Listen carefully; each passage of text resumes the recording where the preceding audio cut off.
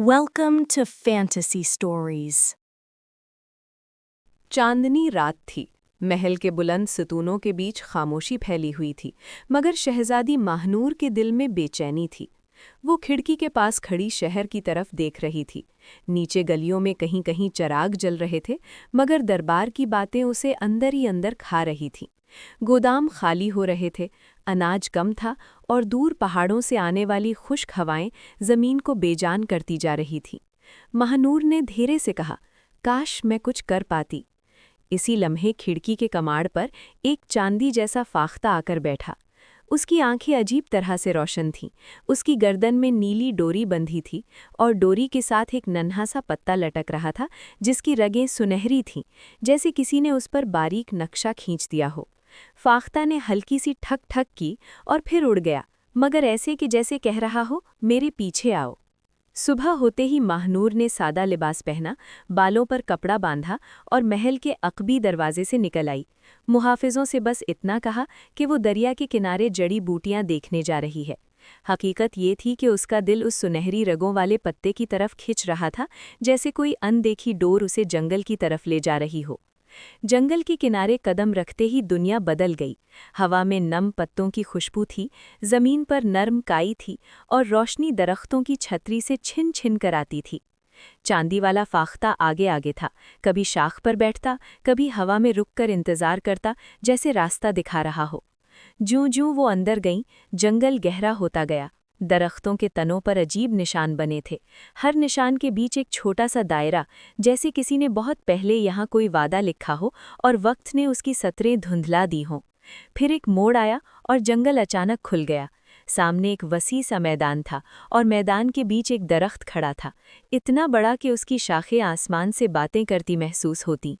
मगर सबसे हैरतअंगीज बात ये थी कि उसके पत्ते हिलते तो आवाज़ आती, जैसे सरगोशी। महानूर के हाथ में वो नन्हा पत्ता गर्म होने लगा, जैसे दरख्त ने उसे पहचान लिया हो। वो चंद कदम आगे बढ़ीं तो दरख्त की छाल पर हुरूफ उभरे, एक ख्वाहिश, एक कीमत। महानूर के गले में खुश्की उतर आई। उसने हिम्मत करके कहा, तुम कौन हो? पत्ते सरसराए, फिर हवा ने जैसे लफ्ज़ों को जोड़ दिया। मैं सरगोशी हूँ, मैं वो रास्ता हूँ जिसे लोग आसान समझते हैं और फिर अपनी ही कमज़ोरियों से हार जाते हैं। कहो, क्या चाहिए? महानूर के जहन में फौरन खाली गोदाम, कमज़ोर बच्चों के चेहरे और परेशान किसान आ गए। उसने बेख्तियार कहा, मैं चाहती हूँ कि हमारे शहर में अनाज की कमी खत्म हो जाए। यकायक हवा जैसे सांस रोककर खुल गई। दरख्त की एक शाख से नन्ही सुनहरी बारिश गिरी, दानों की बारिश। दाने जमीन पर गिरते ही ऐसे ठहरने लगे जैसे हकीकत बन रहे हों। महानूर की आंखों में खुशी चमक उठी, मगर उसी लम्हे उसके दिल में एक चुभन सी हुई। उसे अपना बचपन का एक पसंदीदा गीत याद न आया, वो गीत जो उसे सुलाता था, जो उसे माँ की याद दिलाता था। वो गीत जैसे जहन से खुरच दिया गया हो।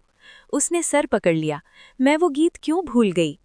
दरख्त की सरगोशी में नरमी थी, मगर बेरहमी भी। कीमत का पहला दाना याद से लिया जाता है। महानूर के होंठ कांपे, तो हर ख्वाहिश के बदले मेरी यादें? जवाब आया, कभी याद, कभी वक्त, कभी ख्वाब। जो तुम सबसे ज्यादा थामती हो, वही पहले ढीला पड़ता है। महानूर की खुशी पर जैसे पानी फिर गया। उसने आहिस्ता से कहा, मैंने तो भलाई मांगी थी। सरगोशी लौटी, भलाई भी तवाजुन मांगती है शहजादी। अचानक झाड़ियों में हरकत हुई। एक बूढ़ी औरत लकड़ी की छड़ी टेकती बाहर आई। बाल सफेद थे, मगर आंखें तेज, जैसे उम्र नहीं तजुर्बा बोल रहा हो। उसने महानूर को देखते ही कहा, मिल गया ना तुम्हें आसान रास्ता? महानूर चौंक गई। आप कौन हैं? वो बोली, मैं माल्या हूँ, इस जंगल की रखवाली करने वाली। और तुम बादशाह की बेटी हो। तुम्हारे कदमों की आवाज में महल की तरबियत बोलती है। महानूर ने जल्दी से पूछा, ये दरख्त क्यों कीमत लेता है और ये राज क्या है? मालिया ने जमीन से एक सूखा पत्ता उठाया और कहा, ये दरख्त पहले सिर्फ दरख्त था। बहुत पहले तुम्हारे ही खानदान के एक बादशाह ने जंगल से ऐसी दौलत मांगी कि महल की दीवारें सोने की हो गईं, मगर उस दौलत की कीमत में उसने जंगल की सांस बेच दी। दरिया सिकुड़ गए, परिंदे कम हुए, जमीन थक गई और लोगों के दिलों में लालच फैल गया। इसी दिन से सरगोशी दरख्त नहीं रहा, कैद बन गया। महानूर का रंग उड़ गया। तो ये सब हमारे ही हाथों का किया धरा? माल्या ने सर हिलाया। दरख्त ने तब एक वादा लिया था, जब तुम में से कोई अपनी ख्वाहिश से ज्यादा दूसरों का हक मांगेगा और अपनी सबसे कीमती चीज वापस करेगा, तब ये गिरह खुलेगी। महानूर ने जैसे अपने अंदर कुछ टूटता महसूस किया। मेरी सबसे कीमती चीज? माल्या की निगाह महानूर के गले में लटकी नीलमी शाही मुहर पर जा ठहरी, वो मुहर जो शनाख्त भी थी और इख्तियार भी। महानूर ने सोचा, अगर वो कुछ और मांगेगी तो शायद और यादें चली जाएंगी, मगर अगर कुछ ना किया तो शहर का क्या होगा? उसने फिर भी दिल मजबूत किया और कहा, मैं चाहती हूं कि खुश्क हवाएं रुक जाएं, बारिश आए और जमीन फिर हरी हो जाए। हवा में अचानक नमी भर गई, दूर बादल गरजे और चंद लम्हों में हल्की बारिश शुरू हो गई। मिट्टी की खुशबू उठने लगी, जैसे जमीन ने बरसों बाद सांस लिया हो। मगर महानूर के हाथ कांपने लगे। उसने अपनी हथेली पर एक हल्की सी लकीर उभरती देखी, जैसे घड़ी की सुई। उसे महसूस हुआ जैसे उसकी उम्र में से एक दिन कट गया हो। उसने चीख दबी आवाज में निकाली, मेरा वक्त। सरगोशी ने कहा, वक्त इंसान की दूसरी बड़ी दौलत है। महानूर की आंखों में नमी आ गई। मैं मदद कर रही हूं, मगर अपनी जान से। माल्या ने धीरे से कहा, यही तो आजमाइश है। सवाल ये नहीं कि तुमने क्या मांगा, सवाल ये है कि तुम क्यों मांग रही हो। अगर तुम खौफ में मांगोगी तो कीमत भी खौफ जैसी होगी। अगर तुम अपना हिस्सा छोड़कर दूसरों का हक वापस करोगी तो शायद कीमत बदल जाए। बारिश की बूंदें महानूर के चेहरे पर गिरीं और उसे जैसे अचानक समझ आ गई कि वो अब तक हल मांग रही थी, कफ़ारा नहीं। उसने दरख्त के सामने घुटने टेक दिए। सरगोशी, मैं ख्वाहिश नहीं मांगना चाहती, मैं जानना चाहती हूँ तुम आज़ाद कैसे होगे। पत्ते जोर से कांपे, जैसे किसी पुरानी जंजीर की खनक सुनाई दे। मुझे इस वादे की गिरह खोलनी है जो लालच ने बांधी थी। जिसने कैद किया उसी खून की औलाद खोलेगी, मगर खोलने के लिए चीज नहीं, हक वापस करना होता है।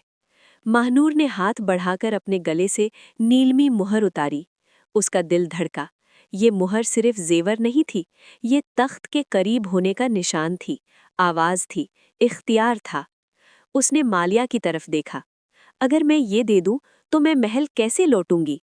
माल्या ने जवाब दिया, तुम लौटोगी, मगर बदल कर, और कभी-कभी यही तब्दीली सल्तनत को बचाती है। महानूर ने नीलमी मुहर दरख्त की जड़ों के पास रख दी और कहा, मैं ख्वाहिश नहीं मांगती, मैं वापस करती हूँ।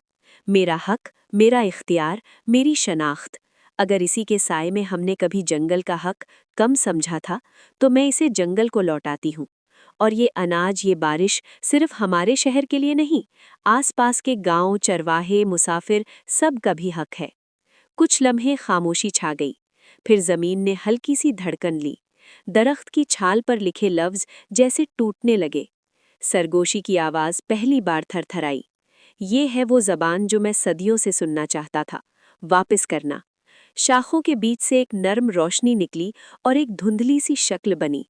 न मुकम्मल इंसान, न मुकम्मल परिंदा, बस जंगल की निगहबानी जैसी सूरत। माल्या ने सर झुका दिया, जैसे किसी पुराने अहद को सलाम कर रही हो। वो रोशनी महानूर के करीब आई। तुमने मांगा नहीं, तुमने लौटाया, इसलिए गिरह ढीली हुई। महानूर ने लरसती आवाज में पूछा, मेरी यादें, मेरा वक्त वापस आएगा? जवाब आया, कुछ वापस, कुछ नहीं, क्योंकि तुम अब वो नहीं रहोगी जो पहले थीं। मगर तुम्हें बदले में वो चीज मिलेगी जो बादशाहत से बड़ी है, शऊर कि ताकत का मसरफ क्या है और नेमतों की हिफाजत कैसे होती है। फिर रोशनी ने महानूर की हथेली पर एक नन्हा सा बीज रख दिया। ये सरगोशी का बीज है, इसे शहर के बीच बो देना, ताकि लोग हर रोज याद रखें, नेमत तब बचती है जब बांटी जाए। महानूर जब महल लौटी तो उसके कपड़ों पर बारिश के निशान थे और आंखों में एक नई रोशनी। दरबार में सवाल उठे, मगर वो सीधी बादशाह के पास गई। अब्बा हुजूर, मैं जंगल से रास्ता लेकर आई हूँ, मगर इस रास्ते के साथ एक वादा है। हमें गोदाम सिर्फ अपने लिए नहीं खोलने, करीब की बस्तियों के लिए भी। और शहर के बीच एक दरख्त लगाना है, ताकि हर रोज हमें याद रहे कि ताकत अकेले रखने की चीज नहीं।